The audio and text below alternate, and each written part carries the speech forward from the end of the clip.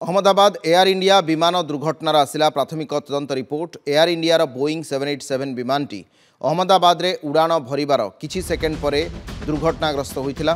भारतीय विमान दुर्घटना तदंत ब्यूरो AAIB एही दुर्घटना उपर एक प्रारंभिक रिपोर्ट प्रकाश करिछि। रिपोर्ट रे अनेक आश्चर्यजनक खुलासा मध्य होइछि। उड़ाण भरिबा परे उभय इंजिन हठात बंद होई जाइथिला, जो कारणरू विमानटी उड़ीबाकू आउ शक्ति पाई पारिला नाही। एही कारणरू दुर्घटनाग्रस्त होइतिला विमानटी।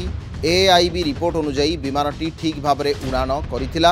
एहा परे सबकिछि स्वाभाविक थिला एवं एहा आवश्यक उच्चतार मध्य पहुंचीथिला, किंतु तापरे उभय इंजिन रो इंधन कट ऑफ स्विच रन रु कट ऑफ को घुंचीगला।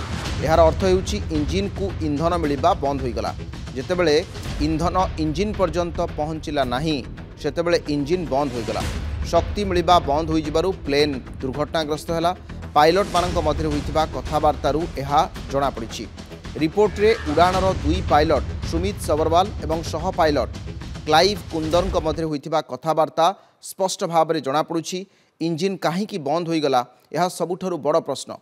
रिपोर्ट रु एहा भी जणा पड़िछि जे एहा एक यांत्रिक त्रुटि, तथापि एथिरे मानवजनित त्रुटि हेबार भी संभावना रहिछि। विमान दुर्घटनार एक विस्तृत तदंत एबे चलिछि। वर्तमान उभय इंजिन किभଳି आपे आपे बंद होइगला ताहा तदंत करा जाउछि एवं से दिगटी अत्यंत गुरुत्वपूर्ण। ए घटनार मध्य ब्लैक बॉक्स रिकवरी करा जाइथिला।